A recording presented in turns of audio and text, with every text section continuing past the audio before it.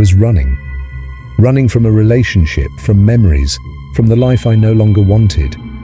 It was late, probably around 3 a.m., when I decided to pull off the highway for gas. The drive had been long, and the road stretched endlessly into the dark, flat Texas night. My phone's GPS said I was still hours from Houston, but I wasn't sure I could stay awake that long. The gas station appeared like an oasis of pale fluorescent light in the middle of nowhere. The place looked abandoned at first, quiet, with only the hum of old neon signs flickering above me. The pumps were ancient, the kind with rusty metal handles that felt like they'd been out of commission for decades. I pulled up to one and stepped out into the empty night, the chill of the cool air biting into my skin. I glanced at my phone, scrolling through some messages, trying to avoid thinking about anything too deep. As I was about to finish pumping, I noticed a beat-up truck pulling into the station. My nerves spiked. I'm not a naturally paranoid person, but something about the truck, something about how slow it moved, made my skin crawl. I tried to ignore it, telling myself it was just another late-night traveler. But when I glanced up, I saw a man step out of the truck. He was staring at me, just standing there, motionless, watching. I felt a shiver crawl up my spine. It was the kind of gaze that felt wrong, too intense, too cold. I fumbled to put the gas cap back on, suddenly hyper-aware of every sound. I glanced back. There were 2 more men stepping out of the truck now, standing just as still, their figures barely illuminated by the dim gas station lights. I forced a smile at them, a polite gesture of acknowledgement, but it felt empty. Something in the pit of my stomach twisted when they didn't smile back. They just kept staring. I knew I had to get out of there. My hands were shaking as I reached for my car door handle, but before I could pull it open, I felt it.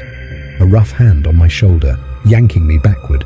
I screamed, the sharp sound of terror filling the cold night air, but it didn't seem to matter. In seconds, they were on me. 2 men dragging me toward their truck, their hands clamped over my mouth. I fought, kicking and thrashing, my mind screaming at me to do anything to escape. My nails dug into the flesh of one of them, and I felt his skin break beneath my fingers, but it didn't slow him down. They threw me into the back seat of the truck like I was nothing, pinning me between their weight. As the truck sped off, the engine roaring through the silent night, I could barely breathe. My heart hammered in my chest, every beat a reminder of how fragile this moment was. I kept thinking, this can't be happening, this isn't real. But it was. I could feel their hands, the rough fabric of the seats, the stale stench of beer and sweat. They didn't speak to me. Not at first. They were whispering to each other in a language I didn't understand. My mind was racing, trying to make sense of it, trying to find a way out. I could barely move, their arms holding me down as they argued amongst themselves. I thought about my mom, about how I should have called her before I left. I wondered if anyone would ever know what happened to me. After what felt like an eternity, the truck came to a stop outside a rundown motel. They dragged me into one of the rooms, the door slamming shut behind us. The room was filthy, reeking of stale alcohol and decay. Beer cans and fast food wrappers littered the floor. The wallpaper was peeling and the air felt heavy, thick with desperation. The oldest one, the leader I guessed, pushed me onto the bed. My wrists were tied with some dirty shoelace-like string, my ankles bound with a belt. I could barely see through the tears in my eyes, but I could feel them watching me, sizing me up like prey. The fear was suffocating. One of them knelt down beside me. "If you behave, we won't hurt you," he said in a low voice, his breath sour and close to my face. I nodded, trembling, telling myself I'd find a way out. I had to. They kept talking, more of that foreign language I didn't understand. Then one of them stood up and said something to the others, something about beer. They needed more, and most of them left, leaving just one behind, a younger guy, probably around my age. I stared at him, heart pounding in my chest. I wasn't sure if it was fear or hope, but I thought I might have a chance. He was smaller than the others, thinner.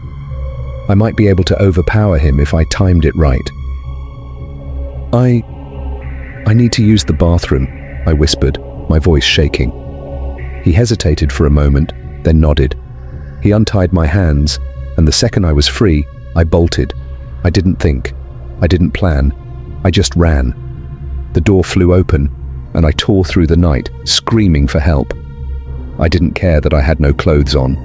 I didn't care that my legs felt like they would give out any second. I just ran until my lungs burned, and my voice was hoarse. And then, miraculously, I saw headlights. A car. I threw myself in front of it, waving my arms frantically. It screeched to a halt, and the driver, an old man, confused and angry, yelled at me. "What the hell are you doing?" "I need help," I sobbed. "I was kidnapped." He didn't ask questions. He just let me into his car and drove me straight to the police station. When we got there, I finally felt like I could breathe again, but I knew I would never be the same.